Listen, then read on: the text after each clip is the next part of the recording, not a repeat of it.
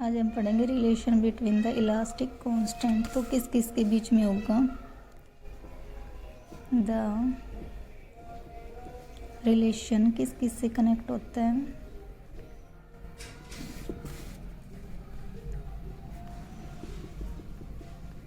Connecting the various elastic constant. कौन कौन से थे इलास्टिक कांस्टेंट? 4 थे। कौन कौन से? First young modulus, second black modulus, third modulus of rigidity and last क्या था? Poisson ratio. ये 4 क्या थे? हमारे इलास्टिक कांस्टेंट थे। किस टर्म में थे? किस टर्म में थे भाई? Term in the quantities alpha and beta के टर्म में थे। ठीक है, तो इसमें से यंग मॉडुलस का फर्स्ट फॉर्मूला हमारे पास क्या था? 1/अल्फा। सिग्मा का हमारे पास क्या था? बीटा/अल्फा। इसको इक्वेशन दे दो फर्स्ट, इसको दे दो सेकंड। थर्ड हमारे पास कल हमने रिलेशन निकाला था, उसका क्या फॉर्मूला था? 3α - 2 बीटा। इसको थर्ड इक्वेशन डाल दो। और नीटा की वैल्यू हमें याद रखनी है, क्या है? 1/2 अल्फा प्लस बीटा।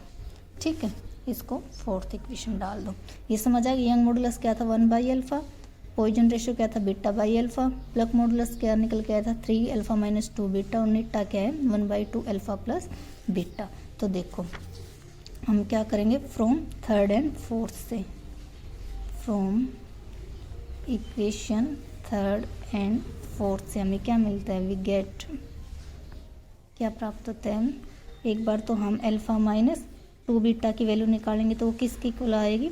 1/3 के। और यहाँ से हम अल्फा प्लस बीटा की वैल्यू निकालेंगे तो वो किसके प्लस इक्वल आएगी? 1/2 नीटा की। इसको डाल दो फिफ्थ इक्वेशन, इसको सिक्स्थ इक्वेशन। ठीक है, सब्ट्रैक्टिंग करेंगे फिफ्थ किस में से? फ्रॉम सिक्स्थ में से। तो हमें क्या मिलेगा? देखो सबसे पहले हमने यंग मॉडुलस लिया, फिर पॉइजन रेशियो लिया, मॉडुलस ऑफ रिजिडिटी लिया, नीटा लिया। फिर हमने क्या किया? थर्ड और फोर्थ से हमने अल्फा माइनस 2 बीटा की वैल्यू और अल्फा प्लस 2 बीटा की वैल्यू निकाली। अब दोनों को क्या कर रहे हैं? सब्ट्रैक्ट कर रहे हैं। सब्ट्रैक्ट करने के बाद हमारे पास क्या वैल्यू आएगी? 3 बीटा 1/2 नीटा माइनस 1/3 के। इसका हम एलसीएम लेंगे तो क्या हो जाएगा? 3k - 2 नीटा अपॉन 6 नीटा के। तो हमारे पास 3 बीटा है वो किसके इक्वल आ गया? 3k - 2 नीटा अपॉन 6 नीटा के। यहाँ से अगर मैं बीटा की वैल्यू निकालूँ तो हमारे पास क्या आएगी? बीटा किसके इक्वल आएगा? 3k - 2 नीटा, मल्टीप्लाई कर दो 6 को 3 के साथ, 18 नीटा के।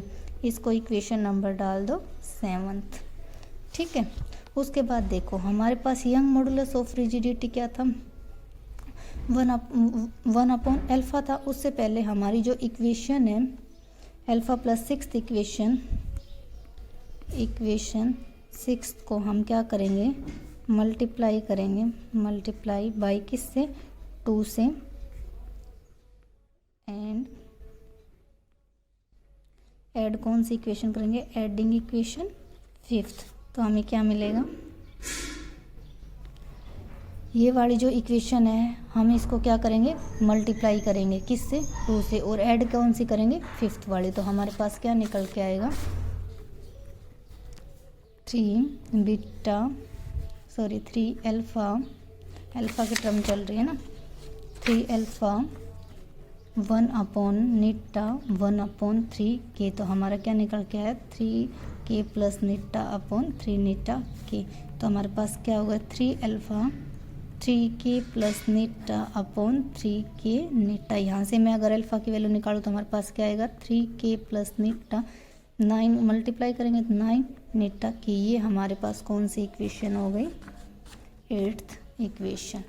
ठीक है, अब हमारे पास क्या करेंगे? Young modulus. Now young modulus की वैल्यू हमारे पास क्या थी? y/अल्फा। यहाँ पे अल्फा की वैल्यू पुट कर दो, 1/3k प्लस नीटा अपॉन 9kn। ठीक है, यहाँ से y की वैल्यू अगर मैं निकालूँ तो क्या आएगी हमारे पास? 9kn अपॉन 3kn प्लस नीटा। अगर यहाँ पे मैं 9/y निकालूँ तो क्या आ जाएगा 3/नीटा प्लस 1/k। इसको 9th इक्वेशन ले दो। ठीक है, अब हमारे पास ब्लॉक मॉडुलस का फॉर्मूला क्या था, नीटा वाई, इसी इक्वेशन से निकाल रहे हैं फ्रॉम स्टार इक्वेशन से। नीटा वाई नीटा -3y। अगर यहाँ से मैं रिजिडिटी निकालूँ, रिजिडिटी मीन्स नीटा की वैल्यू निकालूँ तो क्या आएगा 3y/9k-y। किस इक्वेशन से निकालिए, फ्रॉम स्टार से। ठीक है, उसके बाद देखो ये जो भी टर्म थी यहाँ से हमने के और नीटा दोनों निकाले, ब्लॉक मॉडुलस भी और मॉडुलस ऑफ रिजिडिटी भी। के हमारे पास कल रिलेशन से क्या आया था 3α-2 बीटा आया था हमारे पास, तो हम यहाँ पे पुट करेंगे वैल्यू 3α 1-2 बीटा बाई अल्फ़ा। तो हमारे पास अल्फ़ा को ऊपर लेके जाएं 1/α 3 1-2 बीटा बाई अल्फ़ा। तो हमारे पास 1/α क्या होता है, y होता है, स्टार्टिंग में बताया था। और ये क्या हो गया 3 1-2 बीटा बाई अल्फ़ा हमारा क्या होता है सिग्मा, पॉइजन रेशियो। ठीक है, तो हम यहाँ से अगर y की वैल्यू निकालें तो y हमारा किसके इक्वल आएगा 3k1-2 सिग्मा के हमारा क्या है यंग मॉडुलस ऑफ रिजिडिटी। उसके बाद सेम हमारे पास जो नीटा की वैल्यू थी, नीटा की वैल्यू हमारे पास क्या थी, स्टार्टिंग में ली थी 2α प्लस बीटा। यहाँ से मैं वैल्यू सबकी पुट करती जाऊँ तो हमारे पास क्या बचेगी 1/2α 1 प्लस बीटा बाई अल्फ़ा। तो 1/α 2 1 प्लस बीटा बाई अल्फ़ा। तो 1 2 as it is, beta by alpha क्या होता है हमारा सिग्मा। तो अगर मैं यहाँ से y की वैल्यू निकालूँ तो हमारे पास क्या आएगा 2 नीटा 1 प्लस सिग्मा। ये हमारे पास y की सेकंड वैल्यू आ गई। तो देखो हमारा पॉइजन रेशियो क्या होता है, पॉइजन रेशियो क्या होता है हमारा सिग्मा बीटा बाई अल्फ़ा। मैं वैल्यू पुट कर दूँ बीटा की और अल्फ़ा की दोनों की, तो हमारे पास क्या आएगा 3-2 नीटा 18 नीटा के मल्टीप्लाई 9 नीटा के अपॉन 3k प्लस 19।